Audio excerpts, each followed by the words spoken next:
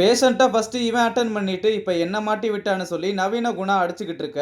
அப்ப அர்ஜுன் வந்து எதுக்குடா இப்படி சண்டை போட்டுக்கிட்டு இருக்கீங்கன்னு கேட்க, குணா நடந்தது எல்லாத்தையுமே சொல்றான். ஒரு தப்பு நடந்துருச்சுன்னா அதை மெச்சூரா ஹேண்டில் பண்ணாம இப்படி சைல்டிஷா சண்டை போட்டுக்கிட்டு இருக்கீங்கன்னு சொல்லி நவீன் கிட்ட நீ தான் பண்ணையான்னு கேட்க, நவீனும் நான் தான் பண்ணேன்னு ஒத்துக்கிறான். இத ரதி கிட்டயும் ஆர்கே கிட்டயும் சொல்ல, ரதியும் தப்புன்றது நடக்கதான் செய்யும், ஆனா அதை சொன்னாதான் சொல்யூஷன் கிடைக்கும்னு திட்டுறாங்க. அப்ப ஆர்கே பேஷண்டோட டீடைல்ஸை வாங்கி பார்த்துட்டு நவீனும் என்னென்ன மெடிசின்ஸ் கொடுத்தேன்றத சொல்றான்.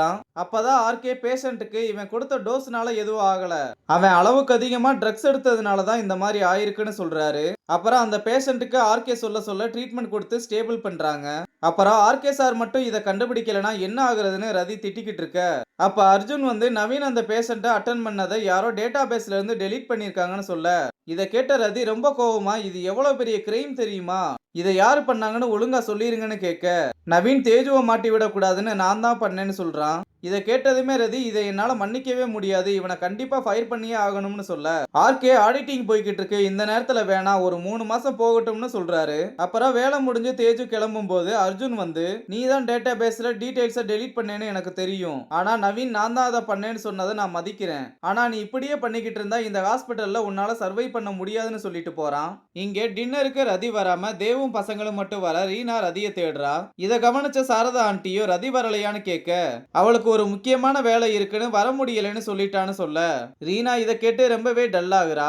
அப்புறம் எல்லாருமே சாப்பிட்டு முடிச்சதும் தேவ் கிட்ட சாரதா ஆண்டி எங்க வீட்டுக்கு விருந்தாளி வர்றாங்க, ஒரு 3 நாள் மட்டும் ரீனாவை உங்க வீட்டுல தங்க வச்சுக்க முடியுமான்னு கேட்க, தேவு இதுல என்ன இருக்குன்னு சரின்னு சொல்றாரு.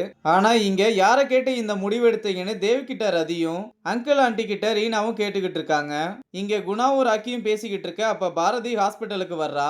இந்த பக்கம் அதே நேரத்துல அனிதாவும் வந்து பாரதியை பார்க்க, இப்ப எப்படிடா சமாளிக்கிறதுன்னு குணா பேசிக்கிட்டு இருக்க. அனிதா பாரதி கிட்ட போய் நீ என்ன இங்க பண்ணிக்கிட்டு இருக்கேன்னு கேட்க, எனக்கு இங்கதான் வேலை, ஒரு ப்ராஜெக்டுக்காக வந்திருக்கேன்னு சொல்ல, அனிதாவும் எப்ப அது முடியும்னு திமிராவே கேக்குறா. 1 மாசம் இல்ல அதுக்கு மேலேயும் ஆகலாம், அதுல உங்களுக்கு என்ன பிரச்சனைன்னு பாரதியும் திமிராவே பேசிட்டு போறா.